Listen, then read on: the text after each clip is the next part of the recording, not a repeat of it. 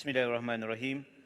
Assalamualaikum warahmatullahi wabarakatuh dan salam sejahtera. Alhamdulillahirabbil alamin wassalatu wassalamu ala asyrafil anbiya'i wal mursalin sayyidina Muhammad wa ala alihi washabbihi ajmain. Terima kasih kepada Tuan Yang Di-Pertua kerana memberikan ruang kepada saya untuk membahaskan Belanjawan 2023 yang dibentangkan oleh Perdana Menteri ke-10 kita yang juga merupakan seorang Menteri Keuangan. Sebagai pembuka bicara, izinkan saya mengucapkan selamat menyambut Hari Tentera Darat yang ke-90, iaitu semalam. Kenapa ia dekat di hati saya? Untuk pengetahuan Tuan Speaker, saya adalah anak kepada anggota ATM, ibu dan ayah. Kami dibesarkan dalam keluarga yang susah. Saya dilahirkan dan diberikan pendidikan sehinggalah belajar di Universiti Teknologi Petronas. Kemudiannya bersama dengan Petronas dan beberapa syarikat multinasional yang lain dan akhirnya menjadi MP. Ia bermula daripada duit gaji ibu saya daripada ATM.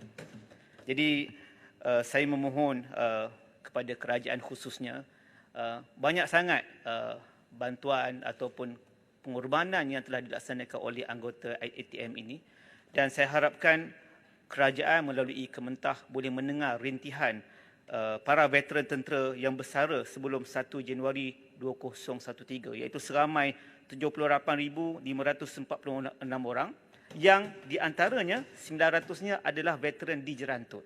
Jadi kita mohon supaya mereka mahu supaya suara mereka didengari dari sudut isu penyelarasan pencen mereka. Tuan Yang Di-Pertua, dasar belanjawan bukan sekadar penyataan tentang bagaimana hasil pendapatan itu dapat diperolehi dan juga dijana serta dibelanjakan. Namun ia juga lebih daripada itu. Ia melibatkan kepada 3 faktor asas iaitu dari sudut perkembangan ekonomi, menguruskan inflasi dan mengurangkan pengangguran.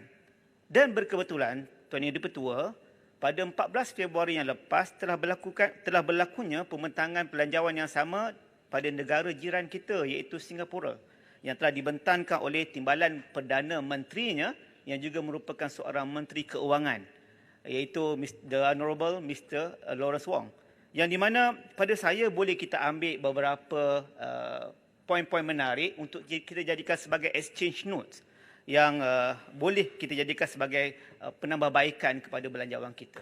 Di antaranya ialah skim inovasi perusahaan ataupun Enterprise Innovation Scheme dengan izin yang mempertikatkan potongan cukai kepada mana-mana syarikat yang melaburkan peruntukan kepada R&D. Yang kedua, melanjutkan skim keuangan perusahaan sehingga 2024 kepada PKS agar mereka boleh bertahan mengharungi kemelesatan ekonomi global serta memberi ruang kepada mereka ke arah R&D dan juga kepada peringkat antarabangsa.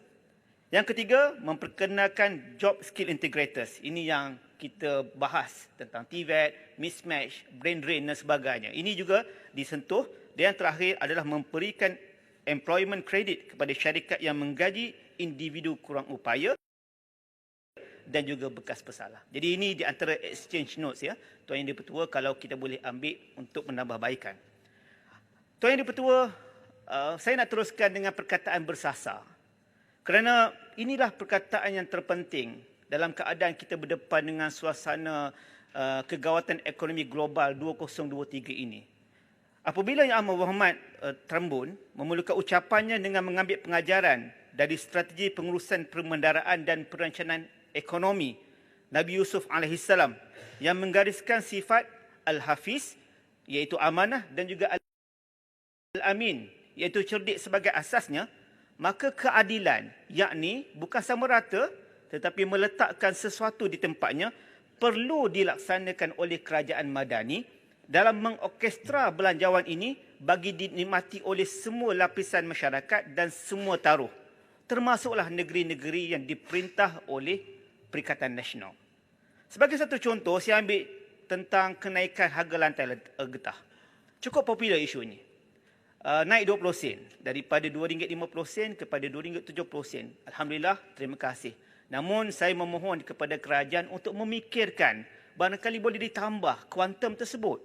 Sebab kalau kita kira, saya tanya kawan-kawan saya di Jerantut, peneroris getah di Jerantut, ya, ramai peneroris kita di sana, yang di mana kalau naik 20 sen ini, dalam 1 ekar, Tuan Yang Di-Pertua, kita dapat menoreh dalam lebih kurang 150 ke 200 kilo.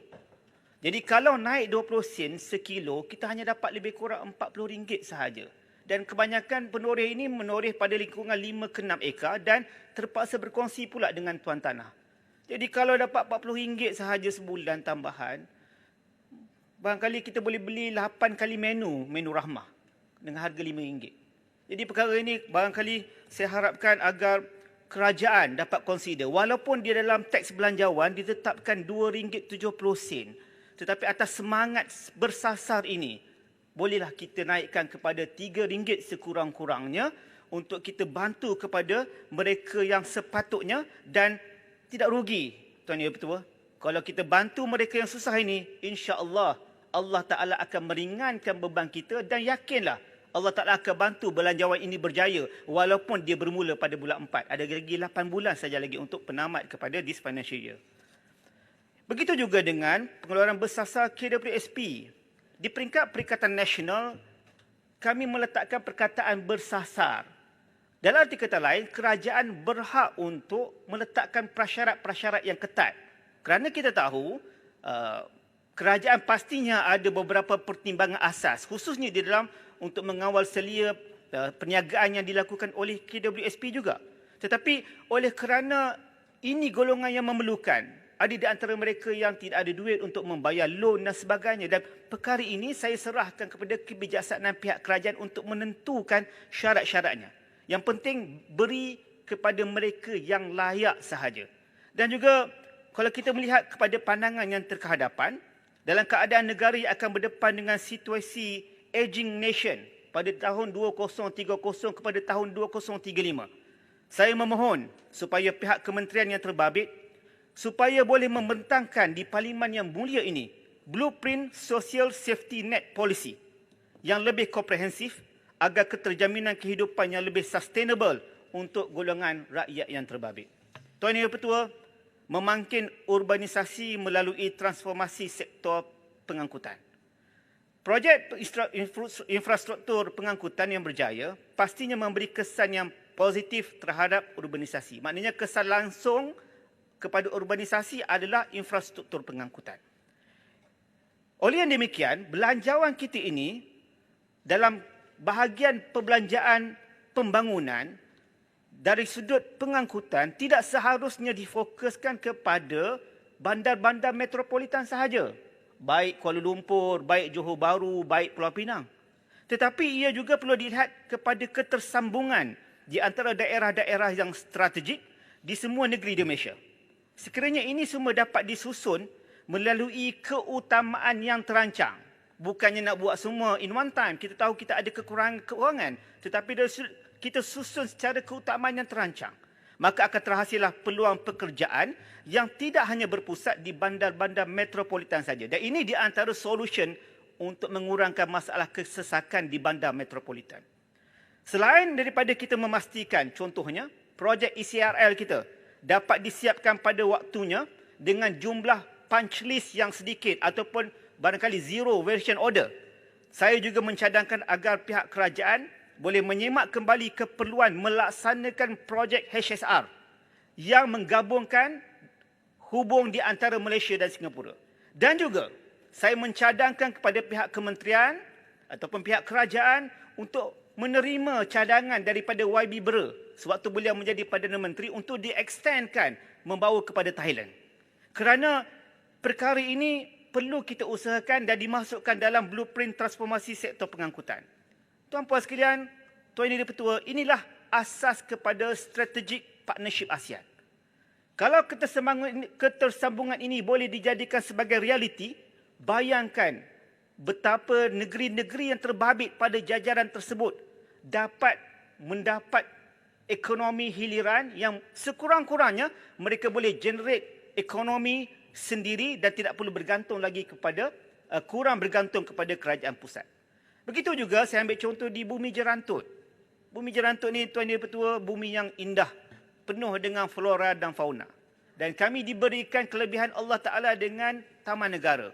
Saya akan membawa satu usul pembukaan satu lagi pintu ke taman negara.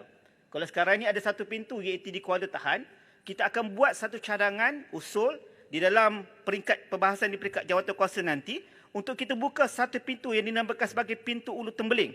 Kerana di sinilah kita boleh memperbanyakkan lagi pelancong-pelancong daripada dalam dan luar negara untuk datang ke taman negara dan melihat kecantikan alam yang Allah Ta'ala kurniakan kepada bumi Jerantut. Tuan Yang Dipertua, kelestarian hutan dalam menuju negara bebas karbon 2050. Saya mengambil satu kenyataan daripada Yang Amat Berhormat Tambun berkenaan dengan pembalakan. Ini dia yang saya ambil. Yang sewaktu beliau menjadi Ketua Pembangkang pada 20 Januari 2022. Yang beliau menyatakan bahawasanya banjir Pahang buruk akibat pembalakan. Dan sekarang beliau telah menjadi Perdana Menteri.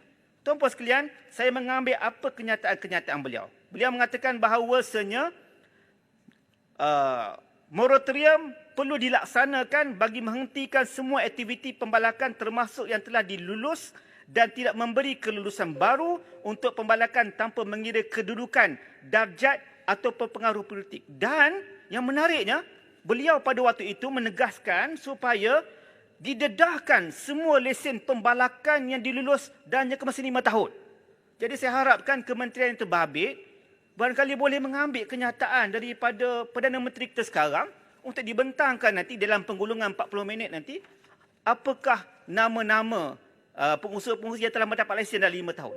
Dan kita berharap supaya Yang Amat Berhormat Tambun, saya merayu supaya dapat dimasukkan item ini di dalam belanjawan ini. Walaupun ada kuantum yang dinaikkan daripada 70 ke 150 juta, Tuan Yang Dipertua, tapi moratorium ini adalah hasrat, angan-angan, ataupun saya rasakan bukan angan, saya tarik balik kenyataan angan-angan, adalah political will Yang Amat Berhormat Tambun sewaktu beliau menjadi Ketua Pembangkang.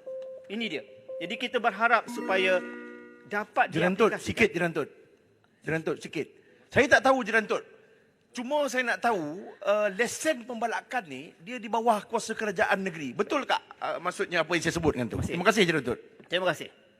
Benar. Ini yang saya maksudkan apa yang dinyatakan oleh Yang Amat Berhormat Tambun sewaktu itu. Kerajaan pusat akan menguruskan polisi. Moratorium ini adalah polisi di peringkat kerajaan pusat untuk membantu kerajaan negeri.